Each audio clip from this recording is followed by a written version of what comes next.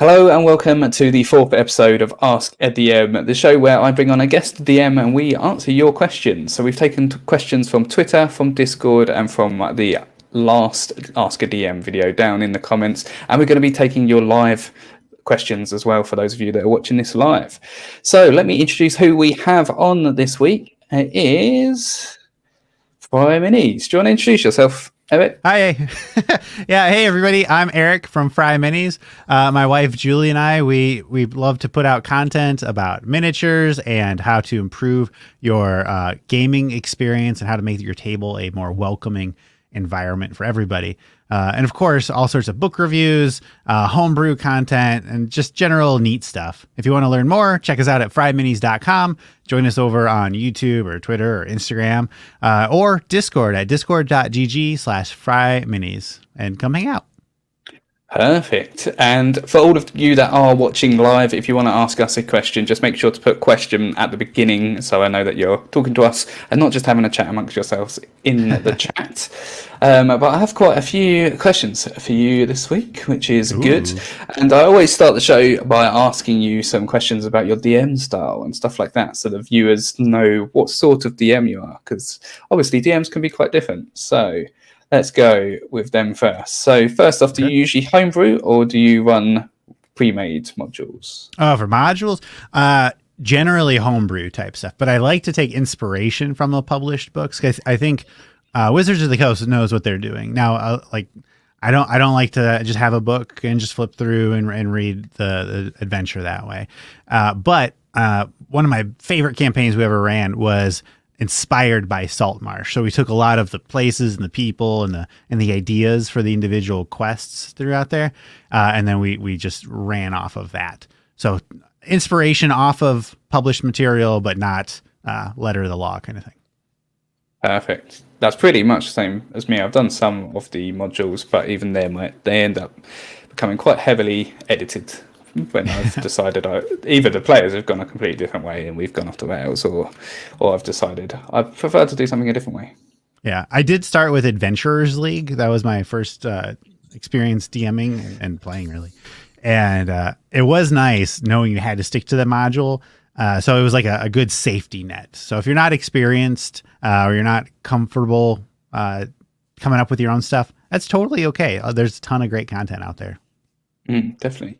And what is the highest level you have DM'd for? Like character level? Yeah, so what's the highest level your players have got to? 20, all the way through. Okay, you've gone all the way. Yeah. You're a brave one. Yeah. It can be spicy. Truthfully, with Adventurers League, I think tier 3 was probably my favorite tier to DM, because you could throw all sorts of fun and wacky stuff.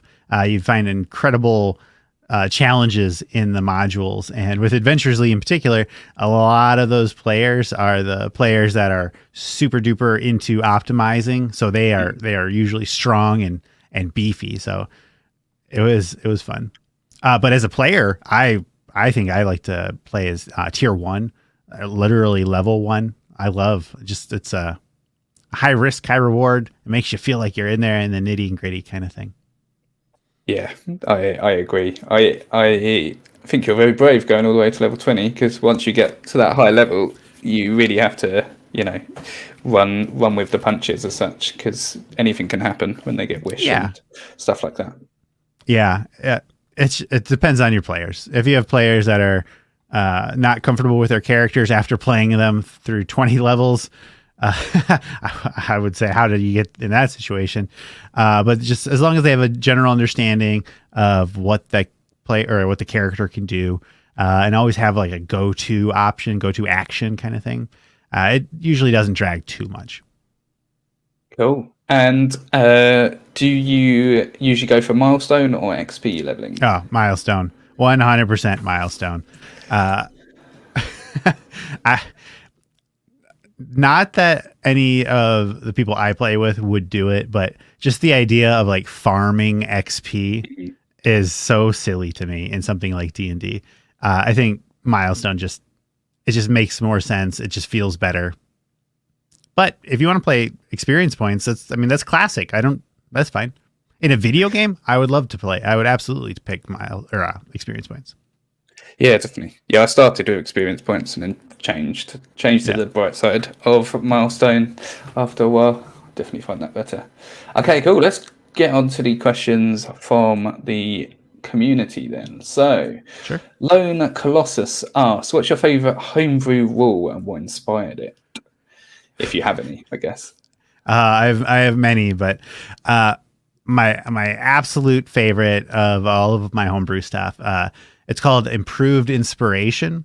And so as inspiration is in the book, you can choose to give yourself advantage, right? Which is, advantage is nice, but you're doing it before you roll. And so if you happen to roll 2 18s or something, like you've wasted it, right? So with improved inspiration, I've spun it off into 3 tiers of inspiration. You can get a bronze inspiration that lets you re-roll a d20 roll of your own, a silver inspiration that lets you do the bronze, or you can give it to another player if they need to do a re-roll, and then gold inspiration where you get the benefits of the first 2, but you can also apply it to a DM's roll. And so the more exceptional your action to earn an inspiration can get you a higher tier of inspiration. So if you have just like a really clever solution to something, but not something wild, okay, here's your bronze inspiration. If you show up to the session in full costume that you've crafted, I'm going to give you a gold, something like that. So I like that range. My players love it. And if you're playing in person, we like to use little coins, some from Amazon. And so you keep those and you hand it out, and then you get like a little bag to stockpile in them. And it works out well. And we did adjust it. Initially, you could people would just hoard them and then just spend as many as they needed till they got the thing. But now we have a rule of where you can only attempt a reroll once with it. And that's actually on the DM's Guild. If you want to check it out, Improved Inspiration. It's free. There you go. That's I'm definitely long-winded answer to inspiration. Well, I'm definitely going to. I am one of those DMs that is terrible at remembering to give inspiration. So I sort of have a rule at the table that if another player thinks, oh, that person's done something awesome, they should have inspiration, they can also give inspiration. Because I'm just terrible at remembering. I feel like a DM has so much to remember. So yeah, I agree with you, and I definitely slouch sometimes with that. But my players are always quick to point out, oh, that was worth an inspiration. What are you doing? Yeah. So cool. They don't let that slide by. I like it. I will definitely be stealing that, and I'll grab it off the DM's Guild as well. Yeah. Improved inspiration. So the one that I enjoy, and I don't actually do this at every game, it depends on the players, but have you ever heard of explosive criticals? I have heard of it, but I've never used it. So so the basic premise is once you get a critical, if you then roll the max damage dice, so say you get a critical on a longsword hit, and then you roll an 8 on your D8, you can re-roll again and then add that on, and it's essentially, if you keep getting 8s, you could end up with a stupid amount of damage, but statistically that doesn't happen. But there is something just disheartening when you get a critical and then you roll the dice twice and it's a 1 and a 2. Completely agree.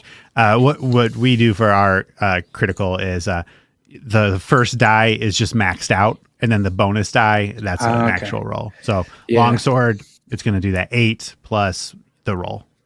Yeah, and that works out. And it doesn't tend to obliterate the players when the monster gets a crit against them. yeah, which the explosive one can definitely do. So, yeah. Right, we got Rich Mary here, so I'll just saying, yo, sup. Thank you for coming along, Rich. Rich Mary's so great. Indeed, he is. He was just on Dungeoneers Pack stream, and I commented that nobody has quite the vibe that Rich Mary has. Indeed. I don't think I'm an explosive person like your criticals, but I would love to have that cool, relaxed mode. Well, I'm gonna skip to his question actually. Oh, great! He asked a question. So, what's the deal with Banderhops? Yeah. So Banderhops are the greatest monster in all of D&D. These here, let's focus. Oh, there you go. Look at that. Perfect. See that big belly, that large toothy grin, and those froggy eyes, and just like robot dancing for some reason. I like Banderhobbs, but my wife loves Banderhobbs. She just likes frog type things. And so we celebrate Banderhobbs all the time. Right now, in fact, we're celebrating Banderhobbtober. We're running a painting contest. We've got a bunch of free homebrew. So a Path of the Banderhobb Barbarian, the Banderborn, the actual lore for Banderhobbs. Hags create them to basically go snag children. And so we wanted to make them a little nicer. So a friendly witch was like, "Oh, I'm going to create my own." And now these ones are like sentient and can speak and everything. And so they're fun. They're fun. It's just a fun thing. We even have Banderhobb merch with shirts and everything. It's just fun. I can't actually remember what the abilities of a Banderhobb are. Are they? Oh, they've got, it's just like a frog. They've got a long sticky tongue. They can pull you in. Then they can swallow you, and they can do necrotic, and they can shadow step. Yeah, nice. Pretty powerful then. Our PDFs, the homebrew, it's all free. It's over on Discord. There you go. Go grab that up. Okay, that's enough. And items. We have Banderhobb items too. One of them is a whip. So it's like a bone with a Banderhobb tongue, but the tongue's only like a foot long. But when you whip it, it goes out to that full 10-foot reach and stretches, and then can yank you back. There you go. Definitely got a load of Banderhobb stuff going on then. Yeah. I did see when I joined your Discord, which is down in the description if you want to join Fryminis Discord. It said about Banderhobbtober. Yeah. And I saw all the stuff. So go over to his Discord if you want to go check all that stuff out. Yeah. Oh, Rich, you got to check out the PDF. That is not the grossest one. There's one item that, because they have those big teeth. If you replace one of your teeth with this Banderhobb tooth, it's attunement and very rare. And it's. I wanted to juice up monks a little bit, so you can put it in there, and then you can add an extra D6 whenever you make an unarmed or natural weapon attack with your mouth. There you go. Yeah. Oh. A lot of fun stuff. Right, we got a question from Dungeoneers back. Actually, mentioned it earlier. Is there any player? Move on. Let's take it down. Good day. So, is there any player options that you ban at your table? I don't outright ban anything. Any published material. I strongly request and will. I start with a no, but I can maybe be convinced for homebrew material that's not from me. Of course, all my homebrew stuff you can play at the game, but if you show up with D&D wiki kind of stuff, I'm sorry, I'm gonna pass on that kind of stuff. But anything published, yeah. Now, some of the stuff like Eric Hokra or whatever, like I would prefer if you didn't play that, but I can work around it. I think a lot of people have a hard time, understandably, with flight at first level, especially if you're a fresh DM. That's a whole new dynamic you need to think about. But once you get, I think it's more of a mental hurdle of handling flight at your table than actually having. Going back to the discussion earlier about homebrew versus pre-written stuff as well. I think flight. If you're playing pre-written stuff and you've got an Aarakocra from level 1 and you're playing it as the book says, the Aarakocra can get past a lot more than they should be able to. But then if you just modify it a little bit, it can make it a bit more difficult for them and stuff like that. Yeah. So I guess it's experience at the end of the day. Yeah. If maybe they're angry birds out there that they'd have to deal with, or they're easier to see for archers to hit, or maybe you move that adventure into a cave or something. So it's not as useful if it's becoming a problem for you. But yeah, I don't think there's anything I ban. Well, there's definitely nothing I ban at the table. I guess I don't have guns in my world. That's a variant thing, but I agree. if you want to play with guns and stuff like that, that's totally cool. But that's just not my favorite flavor of D&D. Yeah, Now, if it's like a one shot or something like special, like sure. But for a primary campaign, I prefer a more classical type of fantasy. Yeah, definitely. But yeah, other than that, I don't think any. Rich has also asked another question. Is there any place you guys would recommend to pick up maps? Have you got any places you like to pick up maps? Yeah. So I've got a couple Patreons. I want to make sure I get their name right. Give me 1 second. But truthfully, I create most of my maps. I usually use Dungeon Fog or Incarnate. The web-based ones are great. My mind's blanking on the desktop app that a lot of people use. Dungeon. There's another dungeon one, isn't there? It's the one with the little dog symbol. Somebody help me out. I know which one you're on about.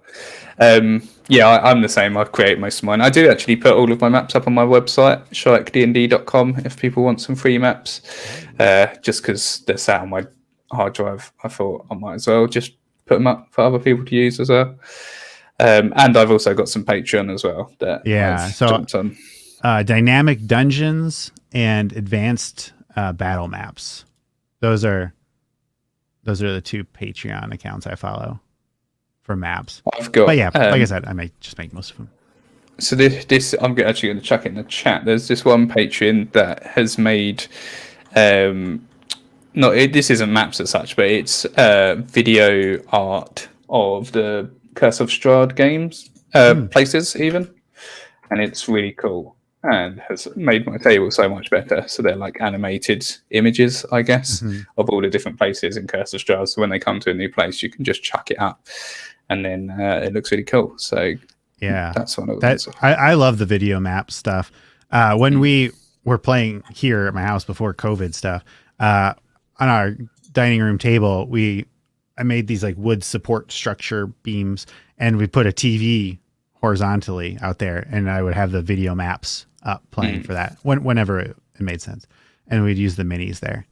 But now playing online, most of the time I don't use the video maps. I use static maps through Owlbear Rodeo. I love Owlbear Rodeo. That's interesting. I've seen videos of Owlbear Rodeo, but haven't actually jumped in and used it yet. My group, we usually like to use either D&D Beyond or physical dice. And so having all that integration there and just using the VTT just for positioning. And we tried Foundry, and Foundry is amazing. Foundry is super awesome, and I would love to play in a game of somebody who is a super Foundry pro. But I did not have the time to invest in making it truly successful for my group. Yeah, Foundry is my one of choice. But you're right. I have invested a lot of time to understand all the modules and stuff, because it's more like you start with a pretty basic and not so great tabletop, but can make it into whatever you need it to be. Yeah, but absolutely no contest. I think that's the most robust of all VTTs, but it's just not my speed. Yeah, cool. Right, so next question. What is your favorite weapon in D&D, magical or not, by Strange Mist? Over on Twitter. That's interesting. Do you mostly make your own weapons, I guess, is like magic weapons? Yeah. Now I don't create new categories of weapons. So like if you want to use a cutlass or something, or like you want to use like a rapier, but you're like, I've used a rapier for 65 different characters. And we can just reflavor it as a cutlass and it does slashing damage or something like that. Stuff like that. Like that's no problem. It's boring, but I absolutely love a flame tongue weapon. That extra 2d6. I mean, this is like a basic kind of weapon. Like you throw this on a champion fighter or something, it's going to be like that for that kind of a player who wants just a straightforward thing. But it's so it adds up. And then once you get crits in there too, oh my god. I think that staff of Magi. yeah. I was actually about to say, I think I do actually quite enjoy weapons that have spells sort of Yeah. in used. I know in Critical Role episode campaign 2, there was one, I forgot what it was called, but that Yasha had, which basically if you hit someone with it, you could dispel magic. And it was Oh, called something like Mage Slayer or something along those lines. And I like that idea that when you hit someone, you can get a magical effect off of them, or you can break magic. It's quite cool as well. But yeah, I quite like ones which give you a bit. A spell is probably the easiest way to do it. yeah, like a utility out of it. I agree. And one thing I really like to do is I have my own tables too, but in the DMG when you have the like those quirks item creating magic items, and there's like the whole table of like one where you can use an action to tell which way's north, or like as the when you hit it has like a song note. I love adding little flavor like that, especially to lower level items. Like if it's a +1 weapon or something. When you're using this, you know, Elvish or something. Just like a little flavor on it. Yeah, I like that definitely. Ranger Rick saying that Dungeon Page Studio is another one on Steam as well. I've never actually used familiar. that, but I've heard of it. Cool. Let's go on to the next question. Just to remind everyone who is watching live, if you want to ask a question, chuck it in the chat with question at the beginning, and we will make sure to answer it. I'm sorry. Can I jump back? I do know my favorite item, my favorite weapon, Snicker Snack.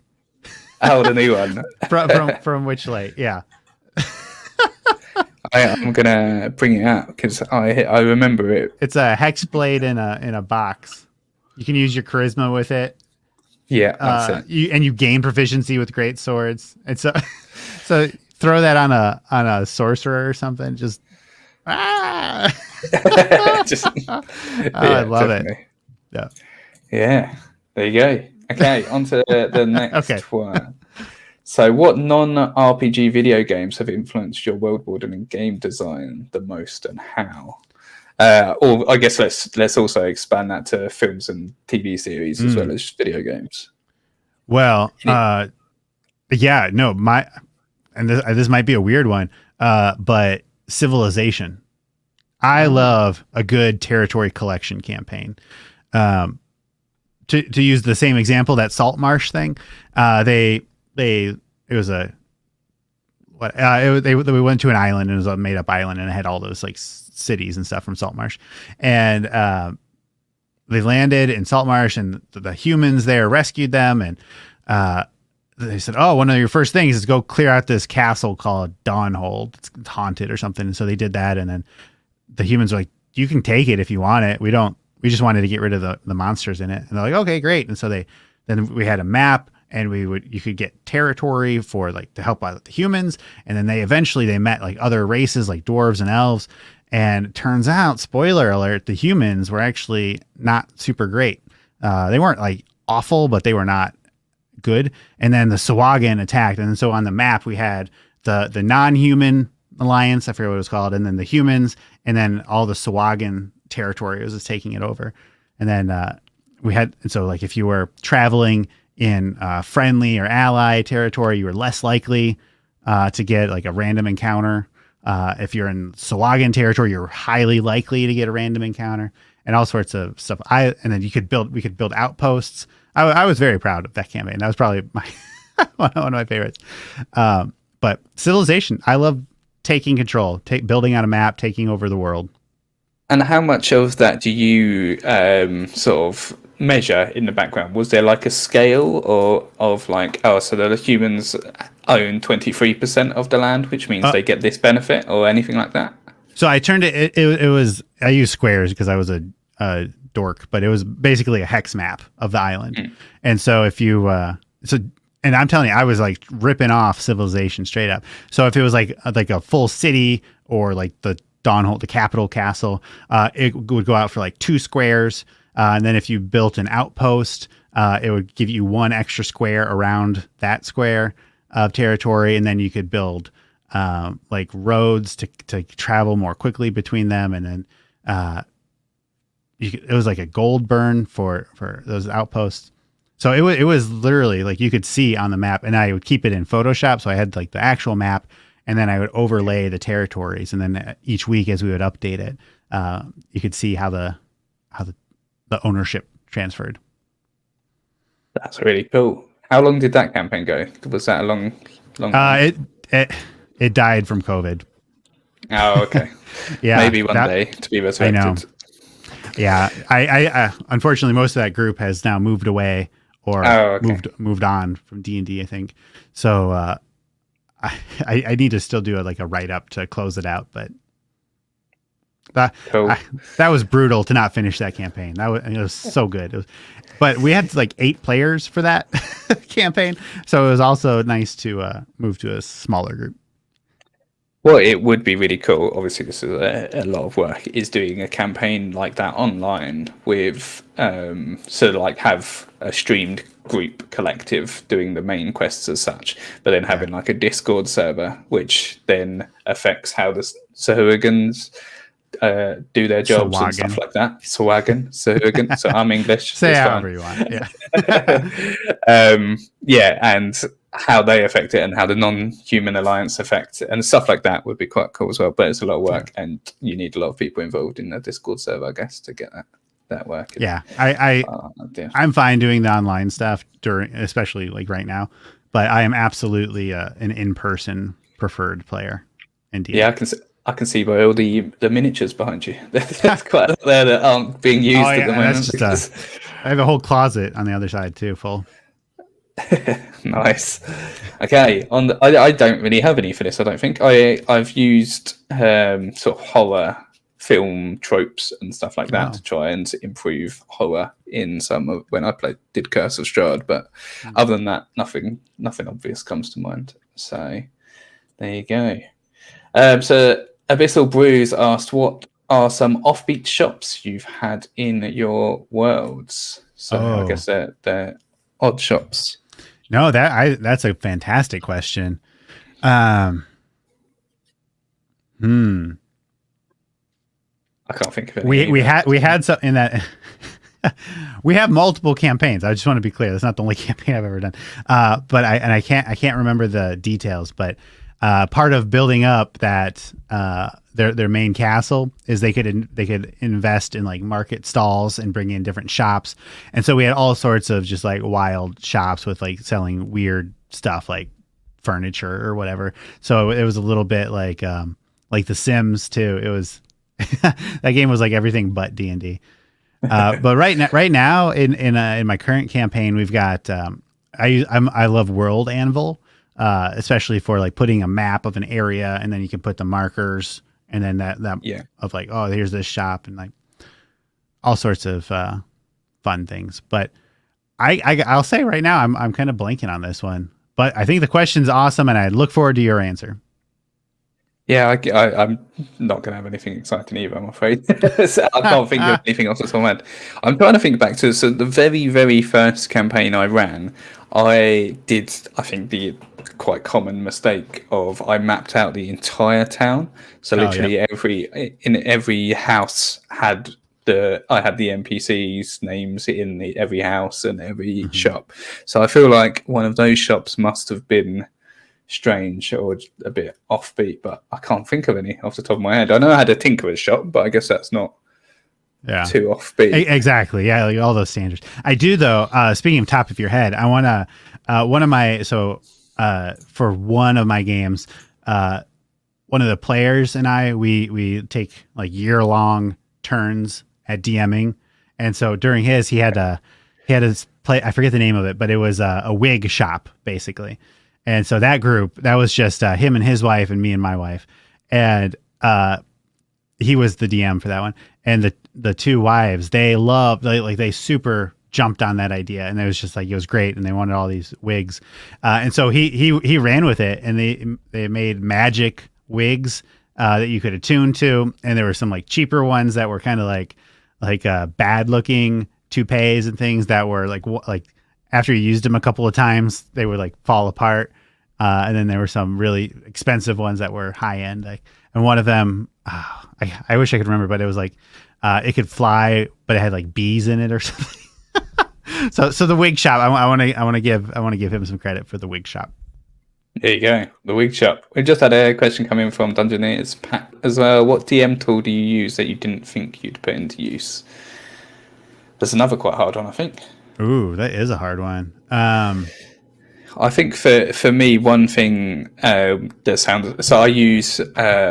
I don't know how you explain what they are. They're like the plastic ring on the top of like a Coke bottle. So not the Yep. lid, the ring below. Use that to remember who's concentrating on things, because I'm terrible at remembering. Oh, well, my players and me are terrible at remembering that. So I guess that's one thing that I now have to use that I didn't think I'd have to if I could give you a little upgrade, it's a little more expensive, but not much. If you go on Amazon or something, you can get I use these.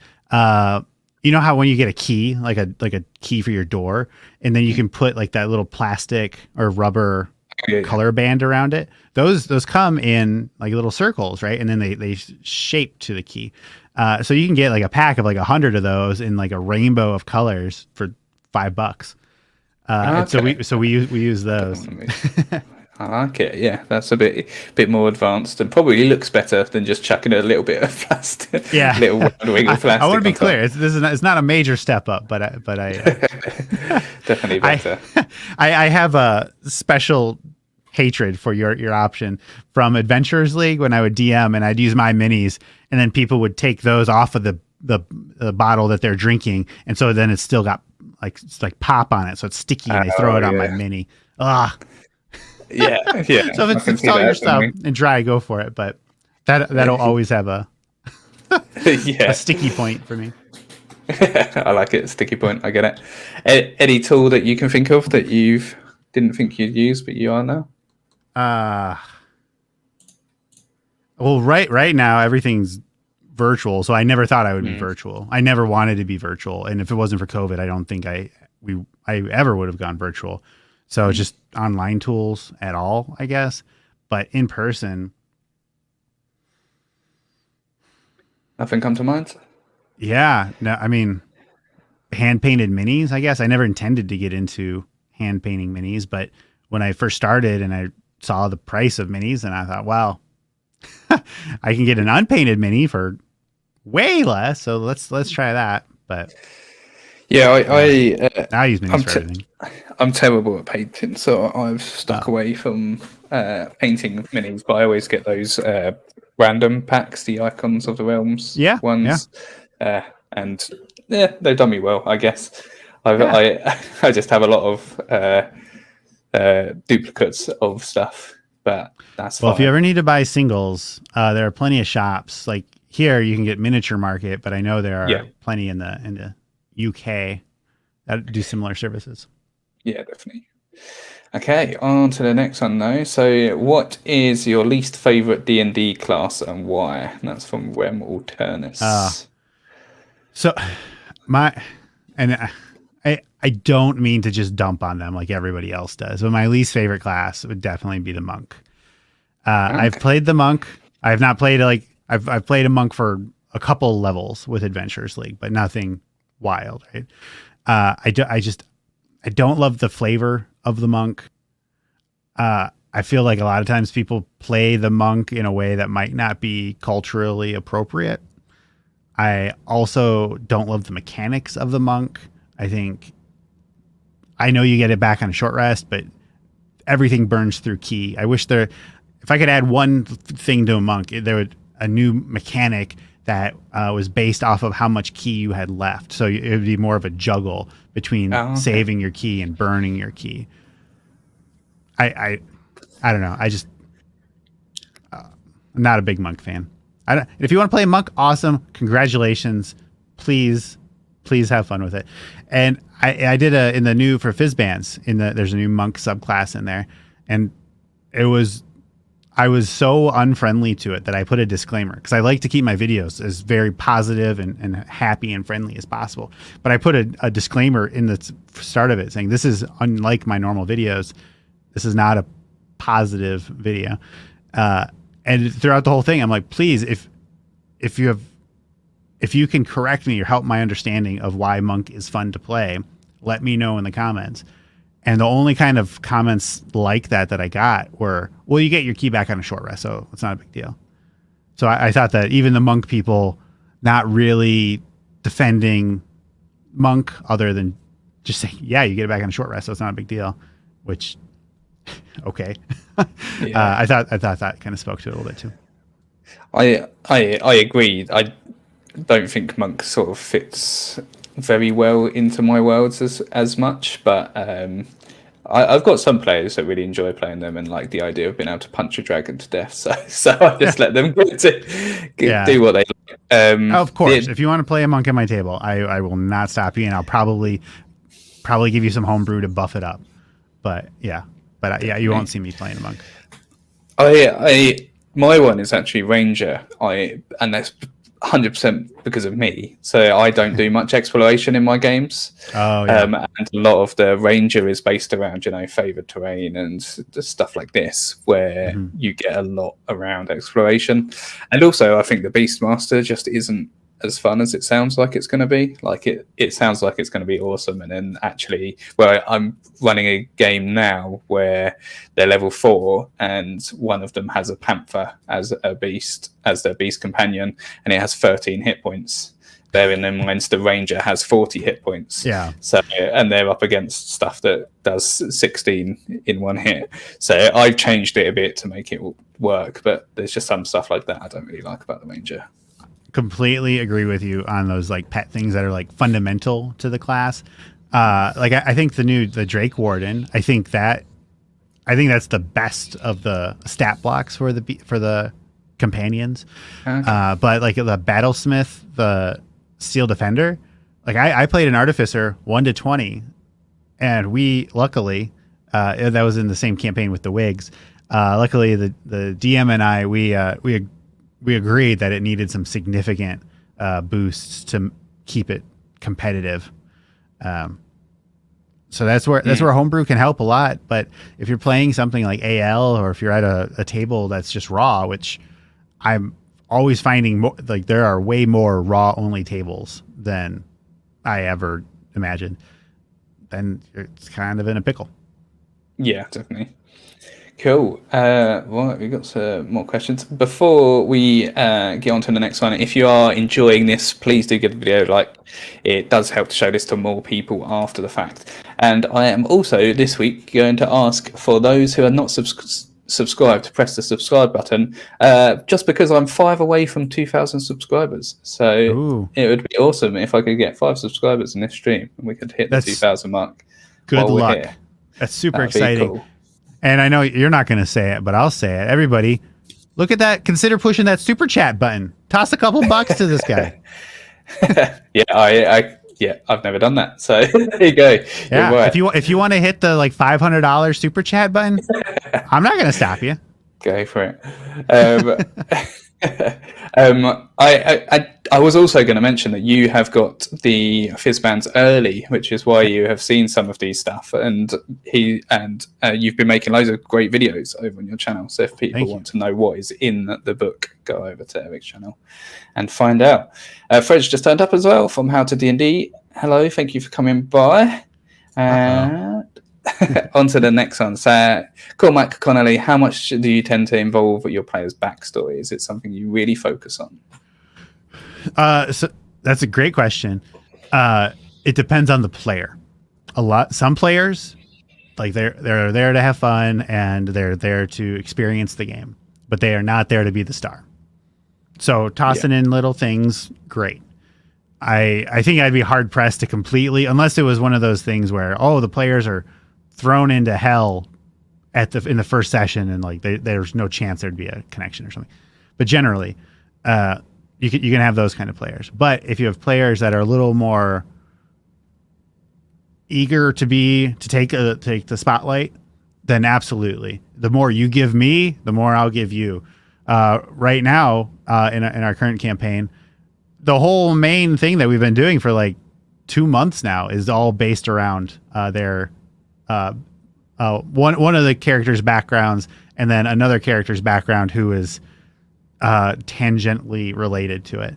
So as much as I can, that is feasible for that player to support. Perfect. And I've got Julie coming in with a super chat of $5. So thank you, Julie, very much. And says, thanks for having such a cute guest. There you go. Yeah, thank you.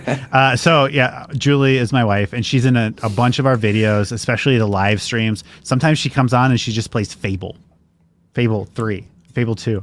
How cool is that? Like, Fable's such a great game. Julie's the best. All the shout outs to Julie. And it's very funny that she said that, because I almost, when you did your tweet asking for questions, I typed it up, but then I was like, well, I don't know him that well, so I don't want to poke. But I typed up and then canceled out of. My question is, why are your guests so handsome? So it's very funny that she wrote that. And there you go. Julie said it. Yeah. Perfect. Something you touched on there that I just wanted to bring up again as well, and I think is a really good tip, especially if you're new to DMing, is just saying to your players, the more you give me, the more I will include your backstory. I've had players which give, one sentence: orcs killed my parents, I want to kill orcs. And then I've had people give me a 12-page essay, and it's much easier to include the 12-page essay if you're happy to read 12 pages of someone's backstory. Yeah, I would not accept the 12 page. Yeah. But the more they give you, the easier it is to include it. And I try to push people to give me a bit more than just a sentence, because some of the best events in my campaigns have happened due to a backstory. And the most sort of emotional parts, I guess. So now, I do want to put a little asterisk on that from my perspective. This wouldn't be for every player, but there are scenarios where a player might want to just kind of just go for it. And so here are just a couple bullet points of what I think my rough background is, and then DM, if you're up for it, fill in the rest. And so again, it's all dependent on that particular situation, on what I'm thinking of the whole game, and what my trust of the capabilities of a player to go along with it are. But absolutely, if Julie wanted to be like, hey, here are 3 bullets and do the rest, like, we can spin it all the way around that. But I would not call that an entry level maneuver. Yeah, I've also had the players who their backstory has essentially been, I remember nothing, do what you will, which can be quite fun for a DM as well, to play with them a little bit, give them flashbacks and stuff like that. The next question is from Julia, and it is, what is your favourite monster? I feel like this is a baited question. Yeah, I wonder, Julia, I wonder if you missed it at the start, but we already talked about Banderhobs. Yeah. I don't know that. Go ahead. I was going to say, we've got a few more viewers now, so... Well, okay. So everybody, celebrate #BanderHobtober. The big frog-like creatures that will steal your children and eat you. Or celebrate them more positively with the Banderborn, a homebrew playable race. Available at discord.gg/Fryminis for free. There you go. So a band hobby is definitely a favorite. I would say, though, for real, I enjoy spellcasting monsters. Overall, I think that the upcoming changes to stat blocks, where they're eliminating just like a spell list, I think that's good. I think that's a good move. Now, that's one thing that for my homebrew stuff, like, I would probably just add those back in on the fly as needed. If you're fighting an archmage kind of thing, like, specifically if it's like a wizard, like, they would have a whole book of spells. So I like that flexibility, and I like surprising players with spells that they wouldn't. I'm not trying to toot my own horn here, but I think I'm a fairly creative battler, right? So using things that you wouldn't, other than just fireball, I like to do. So big fan of that. Nice. Yeah. I'm also grappling. I grapple and shove and annoy the players as much as possible. Grappling is underrated. I will always take a chance to knock over a player. Especially if you use environmental stuff in your maps quite a lot. Grappling. In fact, our last session, we had a hag get chucked off the edge of a cliff by one of the players. So they can get quite fun as well. I will note I accidentally said knock over a player instead of a character, but it's all good. Sometimes they need knocking over. Okay, so my favourite monster is actually the old-fashioned beholder. I just enjoy I enjoy the anti-magic cone plus the I always forget to use it. The cone. Yeah, and then plus that, oh god, which beam am I getting hit with this time? Fear in the players as well, so that's a good one. Got Carl Cow as well, who's been one of my players in the past, saying that he quite likes making a backstory with the DM as it goes, which is another thing I didn't mention as well. Actually, is starting with a little bit of backstory, and then when something gets introduced, being like, oh, actually, I would quite like this to be a part of my backstory as well, and then going from there is another way of doing it as well. You just don't want the entire party putting all the backstory load on the DM. Yeah, that's a lot. Yeah. And he's then asked, what is your favourite miniature that is behind you? You obviously have quite a lot of them. So actually, one of my favorites, so I paint these minis, right? Is this whole series here. So that Battlesmith I was talking about that I played, we homebrewed options for it to increase in power, and one of those things was for it to change size. So eventually it's medium, and then eventually we gave it a way to become large, like to upgrade itself to large. And then I would cast enlarge on it to make it huge. So I had a whole series, and let's see if we can get this focus. So this was a Reaper. Come on. There we go. Perfect. So this is a Reaper Minis, one of the little wormlings. Painted silvery metal.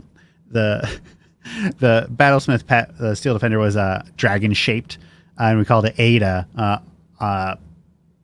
autonomous or artificial draconic automaton is what we called it. So that was like when medium, and then we painted a matching large dragon to go along with it, and then eventually at high levels, once we were able to go huge.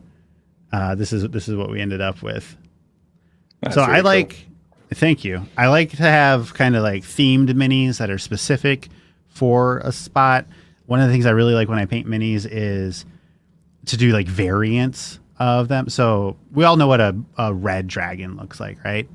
But for like this red dragon, I painted like really, really dark and purple. So we could like use it as like a shadow dragon or something if you wanted.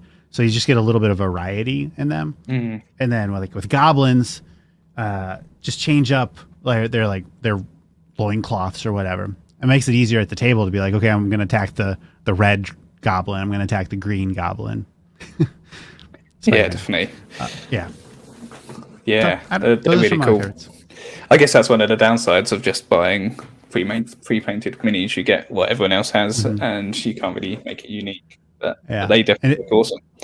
If you want to see all the minis I've painted, those all go on Instagram. Instagram.com/Fryminis. That's just a big old gallery of minis. And that's down in the description as well. So so you can all go click through and have a look. Nice. Carl's asking another question as well, saying, what do you do with people who don't take notes like me? God. Do you mind?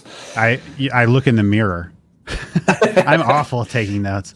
That's I've said it many times that if I could just like magically improve one thing about myself with this and just in life in general.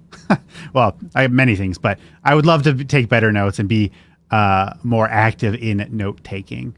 I use OneNote, but if I'm DMing, I've already got so much going on. If I'm playing, I always think, oh yeah, I'll remember that. Or I'll write down like a name or something, but no context around it. So one thing that I used to do that I don't do right now because the group's so small, but I would write a full recap of that story. After each session, I would write up like a couple of paragraphs in kind of like my plan was eventually we could like put it together in like a book, not a book, but like a book kind of thing. So somebody could read through our campaign like as it was happening. And that was super great. And we would have somebody each the following week say, oh, okay, what happened previous week, and they like go burn us through the recap, and that was great. But my advice would be get better at it, but that's hollow advice because I need to get better at it. Sorry, last thing, and it's one thing to not take full on super active notes and to need a reminder, stuff like that. That's fine. The problem is when you're like distracted, when you're on your phone the whole time, so you have no idea what's going on. That's when it's like a problem. Yeah, definitely. For me. Yeah, if you're distracted on the phone, especially as you said, as a DM, you've got so much going on and you put so much effort into it. It's just very disheartening if someone then is sat on their phone, not actually listening to the work you've put in. When it comes to note taking at the table, I generally like at least one person to be taking notes, just because there is something very rewarding where someone remembers an NPC from the beginning of the campaign by name, like the little guard that they just spoke to once. And we earlier spoke about how bad I am at giving inspiration, but I try to give inspiration to the people that do take notes and do remember stuff from much earlier in the campaign, to reward them for doing that as well. Yeah, and that's a great solution, is you can designate like the official note taker. So you have everybody's taking their kind of notes, but you have one person who's like their notes, like that's the official canon of what happened in that session. So so if there's like my notes say this and my notes say this, you say, note taker, break us down, what's the rule? And then you can give that person like inspiration or whatever, like the gold inspiration, something like that. Yeah, definitely. And then there's a lot of love in the chat for your miniatures. Barry and Cal saying they're awesome. So thank you. I appreciate love, that. Love there as well. Right, next question from Cormac Connolly is: I love cool terrain and varying elevation. Do you have any cool terrain stories you could share from your games? Ooh. I don't use a ton of terrain because I like to use those virtual maps, like the video maps on the computer, but I think I still enhance them with those, right? So I have this thing called the Contest of Fun, which is it's a friendly PvP tournament rule set. And so we have our big map and we have like an arena map on there, right? And so they're like in the middle of the map for this specific arena, there's like a little building that you can go hide in, and then there are like columns that you can like get cover from. So putting those kind of things, just like little stuff like that on the map can step it up to your players. And when you do use like accent terrain like that, I find that players are more likely to engage with that. If you're putting down a whole, just like a purely virtual map, it's all pixels, so it kind of can look the same.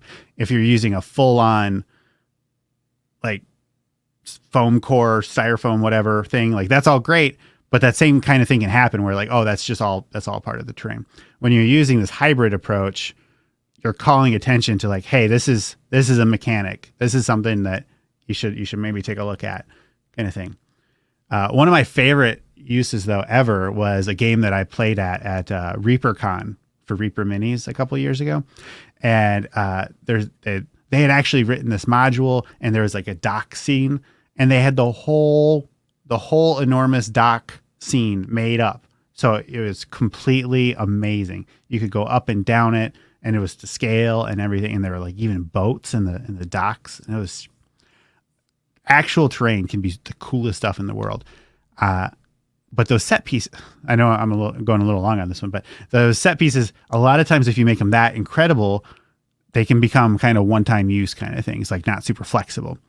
And so if you do stuff where like tiles, where you're going to take them apart and put them back together, then bringing them up, putting them out, all that can be like a real interrupt in the game. And that's not a problem for a lot of people, but I don't know. I love looking at terrain. I love playing on terrain. I don't love DMing on terrain. Yeah, definitely. I think in terms of physical terrain, I've got some. I'm gonna have to find out what the company's called. So I was assuming we were talking about physical, but shout them out. Yeah. I was going to say, I'm not sure if they're asking for terrain as in, like desert terrain, rocky terrain in the actual game or not, or physical terrain. But yeah, in the physical terrain, I've got a company which makes D&D terrain, but it's basically Lego. It's not overly detailed, but it's significantly cheaper than Dwarven Forge and the big ones like that. And then you can just put together, like Lego, a little terrain piece as well, which works quite nice for a little cheaper alternative. Yeah, cool. Right, we are coming to the end, so let's go through these last. I'll give you short answers. Questions. So we got how to D&D. So Fred over there, do you think people are buying fewer miniatures with the pandemic? Well, I can tell you I'm not. One of my favorite websites is minisgallery.com. It's an awesome community built around minis. And you can just like look at the old sets. So you can see, here's number 1 is the goblin or whatever, and you can make sure you have all the pieces or whatever. But the forums over there, that's what I'm talking about. And so a lot of the people on that website, we're like the whales of the collecting community. And it focuses on whiz kids in particular. And everybody's still buying stuff, even with these new super premium minis, like Tiamat and that Tarask. People are still buying them. Yeah, it would be quite interesting to find out actually how it has impacted it. I feel like me and you are very different in our buying of minis as well, because you're quite heavily invested in them, whereas I just buy the boxes because I haven't bought any during COVID because of it all being online, and I buy miniatures just to look cool at the table and to put down, whereas rather than paint it and enjoy that process. I fully admit I do feel like a dork buying these physical minis for a game that I haven't played in person in a year. Yeah, I do think that there is a lot of enjoyment for just the painting process, though. Like the sitting down, it's very zen, isn't it? To sort of get into the moment of painting a mini. And one more plug for our Discord. Every Friday night at 8:30 Central Time, we have a group painting where we all do video chat and we all paint minis or work on other stuff and just hang out and talk. That's really cool. Yeah, there you go. And the Discord is down in the description for anyone who's interested in that. And it's anybody's welcome to join.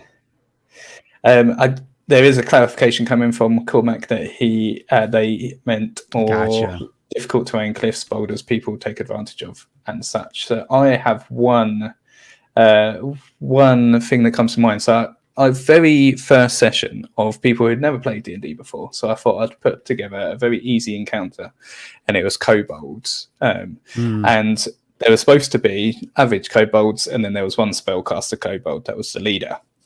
And the barbarian player, who hadn't played before, decided to pick up the kobold and take it underwater. So there was a little lake nearby, and just pulled it underwater. And because it's spellcaster, essentially meant it couldn't do anything. Yeah. And then just held it underwater, like punching it until it died. And yeah, that was a very unique way of using terrain. And I was like, okay, yeah, you understand D&D. I very much look forward to someday making one of the new chromatic Dragonborn and going a red dragon. And at 5th level, they get 1 minute of immunity to their resistance.